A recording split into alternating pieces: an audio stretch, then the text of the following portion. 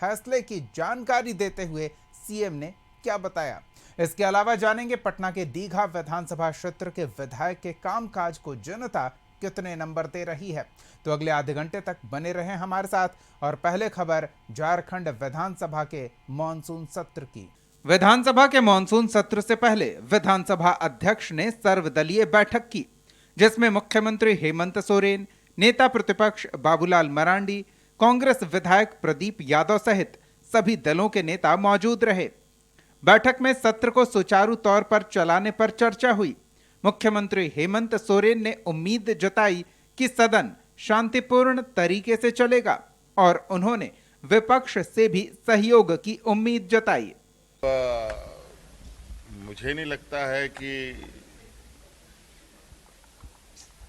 हंगामा करके कोई चीजें हासिल होती है, और सरकार संवेदनशील है राज्य की जनता के प्रति। यहाँ के चाहे वो शहर के लोग हों चाहे गांव के लोग हों, और हम ये उम्मीद करते हैं कि विपक्ष भी सरकार को सहयोग करेगी। सेशन आहूत होने के पूर्व हम लोग सेशन का विधि व्यवस्था को अच्छा बनाने के लिए उच्च स्तरीय पदाधिकारियों के साथ बैठक करते हैं और उनसे संबंधित जो भी विषय होता है उस विषय के बारे में हम लोग बोलते हैं और लोग अपना उस विषय को विधानसभा सचिवालय में ठीक ठाक ढंग से भेजने का काम करते हैं। तो उसी में था कि सत्रावधि में पदाधिकारियों का उपस्थिति हो, कम से कम जिस माननीय सदस्य का जो जिज्ञासा रहेगा माननीय मंत्री से और उसका ठीक ठाक जवाब हो, इसलिए उनका रहना बहुत ही जरूरी होता है। विधानसभा का सत्र 1 अगस्त से 7 अगस्त तक चलेगा। इस दौरान 5 दिनों तक सदन की कार्यवाही चलेगी। 1 अगस्त को दिवंगत सदस्यों को श्रद्धांजलि दी जाएगी। साथ ही राज्यपाल की सहमति प्राप्त विधेयक सदन पटल पर रखे जाएंगे। 4 अगस्त को पहला अनुपूरक बजट पेश होगा। 5 अगस्त को प्रश्नकाल के साथ अनुपूरक बजट पर चर्चा होगी। 6 अगस्त को प्रश्नकाल होगा। साथ ही राजकीय विधेयकों पर चर्चा होगी और 7 अगस्त को प्रश्नकाल और गैर सरकारी संकल्प पेश किए जाएंगे।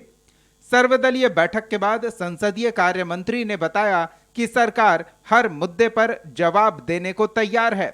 साथ ही ये भी कहा कि मुख्यमंत्री हेमंत सोरेन ने सुझाव दिया है कि मॉनसून सत्र को किसान सत्र के रूप में मनाया जाए ताकि खेती, फसलों के नुकसान, क्षतिग्रस्त सड़कों और ढहे मकानों जैसे मुद्दों पर केंद्रित चर्चा हो सके। इसके लिए 6 अगस्त को विशेष चर्चा का दिन निर्धारित किया गया है कि सरकार प्रतिपक्ष जो प्रश्न करेगा संतोषप्रद हम जवाब देंगे और हम लोग अनुरोध करते हैं आपके माध्यम से भी प्रतिपक्ष के सदस्यों और सत्ता पक्ष के सदस्यों से कि सदन को सुचारू रूप से चलाने में सभी लोग सहयोग करें। और इस पर सभी सदस्य चाहे वो सत्ता पक्ष के हों या विपक्ष के हों, उन लोगों ने अपनी भावनाएं भी स्पष्ट की हैं।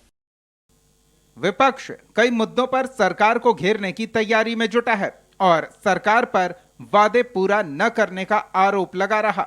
ना तो नियोजन नीति बनी, ना ही कृषि रोड मैप जारी हुआ।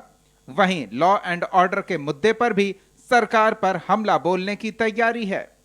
अखबार की सुर्खियों में बने रहे, समाचार में वो बने रहे, इसके लिए सारे काम वो करते रहते। देखिए, झारखंड और जो जिसको इंडिया अलायंस करते हैं उस गठबंधन के बिहार में भी सरकार थी, तो उस समय का मॉडल और आज के झारखंड के मॉडल में कोई अंतर नहीं है। तो लोग वही है, तो उसको तो वही मॉडल उनको तो सूट करेगा, इसलिए कोई ये नई बात है नहीं। के लोगों का चेहरा दिखाना ही आजसू का सबसे बड़ा विषय होगा, क्योंकि जिन विषयों को लेकर पिछले 6 साल से, आज नहीं जब सरकार में आने की बात रही 2019 में, जिन विषयों को और जो सपना दिखाया गया कि भाई लोकल गवर्नमेंट आएगी, लोकल लोग नेतृत्व करेंगे, संघर्ष से आई पार्टी नेतृत्व करेगी।